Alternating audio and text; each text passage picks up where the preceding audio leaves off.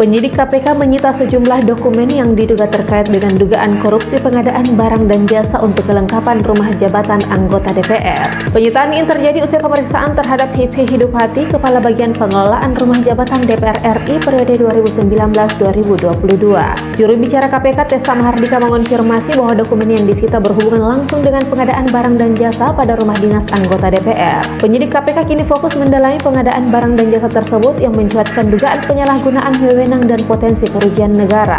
Hipi Hidupati yang diperiksa dalam kapasitasnya sebagai Kepala Bagian Pengelolaan Rumah Jabatan DPR memberikan keterangan yang relevan dengan pengadaan barang dan jasa yang diduga syarat dengan praktik korupsi. Sebelumnya, Sekretaris Jenderal DPR RI Indra Iskandar juga diperiksa sebagai saksi dalam kasus ini. Selama pemeriksaan, KPK mengonfirmasi peran Indra Iskandar sebagai pejabat yang memiliki kewenangan dalam pengelolaan rumah jabatan.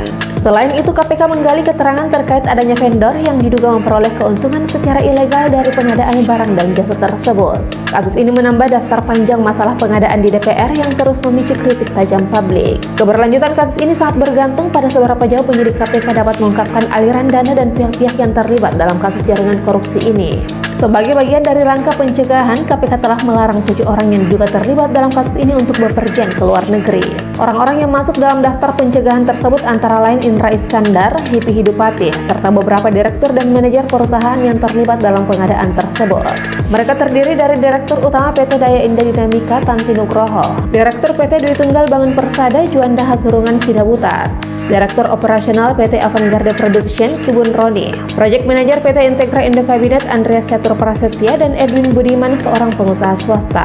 Namun hingga saat ini KPK belum menahan para tersangka. Salah satu alasan utama adalah penghitungan kerugian keuangan negara yang belum selesai.